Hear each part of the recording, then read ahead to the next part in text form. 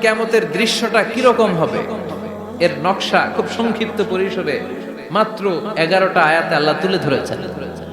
আপনি মনোযোগ দিয়ে কানগুলো খরগোশের মতো খাড়া করে যদি কথাগুলো শুনেন, আপনার মনে হবে আপনি এখানে বসে কিয়ামত চোখে লাইভ দেখতেছেন। লাইভ আল্লাহ এমন ভাবে বলেছে, সুবহানাল্লাহ পড়েন। তা আসুন আমরা সরাসরি কিয়ামতকে দেখে আসি। আসলে কিয়ামতটা কেমন বর্ণনা করছেন কে? আল্লাহ। সূরার নাম হচ্ছে সূরাতুল কারিয়া। কি নাম?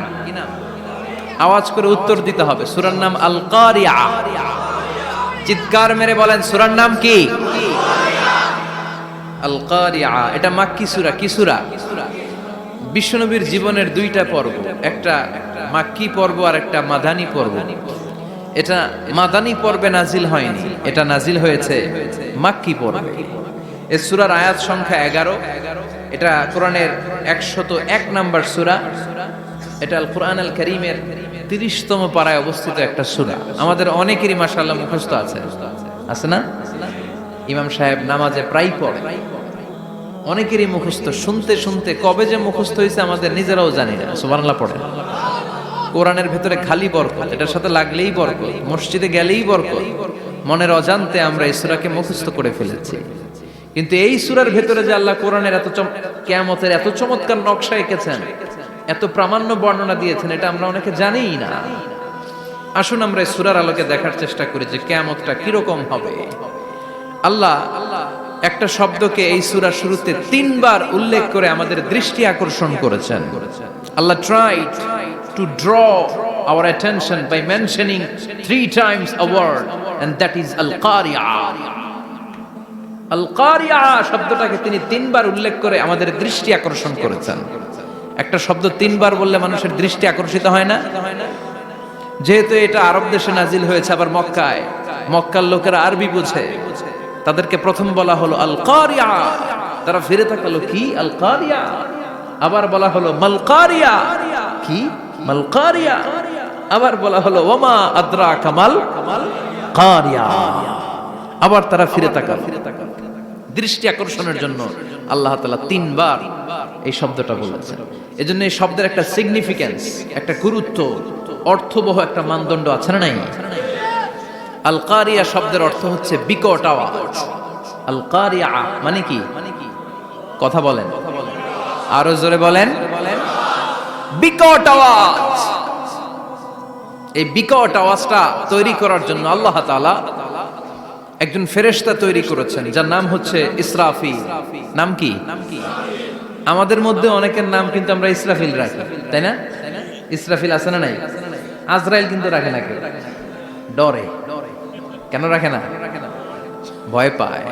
কিন্তু ইসরাফিল আছে, আমার পরিচিত অনেকে আছে ইসরাফিল। তো এই ফেরেশতার পা হচ্ছে জমিনের নিচে, মাথা হচ্ছে আকাশের উপরে। এই ফেরেশতার কাজ হচ্ছে ওই বিকট শব্দ তৈরি করা। উনি একটা সাইরেনের মধ্যে ফু দিবেন, হুইসেল দিবেন, ট্রাম্পেট। ওই ট্রাম্পিটে, ওই সাইরেনে, ওই হুইসেলে ফু দিলেই শুরু হয়ে যাবে আল কারিয়া। মাল ওমা আদরাকা মাল। এই ফেরেশতার দায়িত্বই হচ্ছে ওই বাঁশির মধ্যে ফু দেয়া। হুইসেল, সাইরেন, ট্রাম্পিট, আরবিতে এটাকে বলা হয় আসুর। ইদা নুফিখা ফিস সূরি নাফখা ওয়াহিদা। যখন তিনি ওই সিংহে একটা ফু দিবেন, সব লন্ডভন্ড হয়ে যাবে, কিচ্ছু খুঁজে পাওয়া যাবে না। আল্লাহ ওনাকে তৈরি করেছেন শুধু এই হুইসেলের মধ্যে, বাঁশির মধ্যে 3টা ফু দেওয়ার জন্য। কয়টা? উনি সৃষ্টির শুরু থেকেই এই বাঁশিটাকে 2 ঠোঁটের মাঝখানে রেখে আল্লাহর আরশের দিকে তাকিয়ে আছে, and just waiting for the green signal. আল্লাহর পক্ষ থেকে সবুজ সংকেতের অপেক্ষায়। যখনই আল্লাহর অর্ডার করবেন, তখনই শুরু হয়ে যাবে আল কারিয়া। মাল ওমা আদরাকা মাল। সৃষ্টির শুরু থেকেই ইসরাফিল ফেরেশতা বিশাল সিংহাটাকে 2 ঠোঁটের মাঝখানে করে আরশের দিকে তাকিয়ে আছে, কখন আল্লাহ অর্ডার দিবে। অর্ডার দিতে দেরি, ফুৎকার দিতে দেরি নাই, ঠিক কি না? বিকট আওয়াজ, গগন বিদারী শব্দ, প্রচন্ড একটা সাউন্ড, জাইগান্টিক সাউন্ড, যে আওয়াজ, যে শব্দ কেউ শুনে নাই। শুনছেন?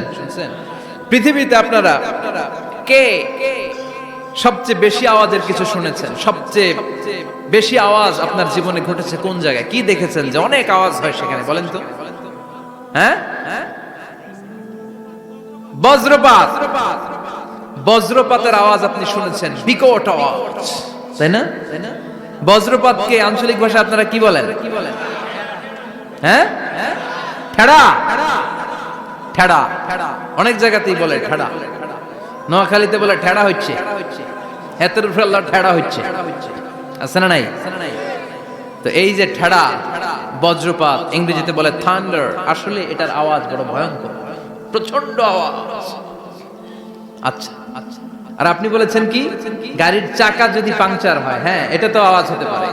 আমরা মাঝে মাঝে রাস্তায় চড়ি, আমরা দেখি ট্রাকের চাকা যখন পাংচার হয় আমরা লাফ দিয়ে উঠি, বিকট আওয়াজ হয়, ভয় পেয়ে যায়, এতে দুর্ঘটনাও ঘটে, ঠিক কিনা? আচ্ছা, 1 নম্বরে পেলাম ঠেড়া, বজ্রপাত। 2 নম্বরে পেলাম ট্রাকের টায়ার পাংচার হলে। আর কে কি আওয়াজ শুনেছেন জীবনে? ভয়ঙ্কর আওয়াজ। কি করলে ভয়ঙ্কর আওয়াজ হয় বলেন? হ্যাঁ, কি করলে?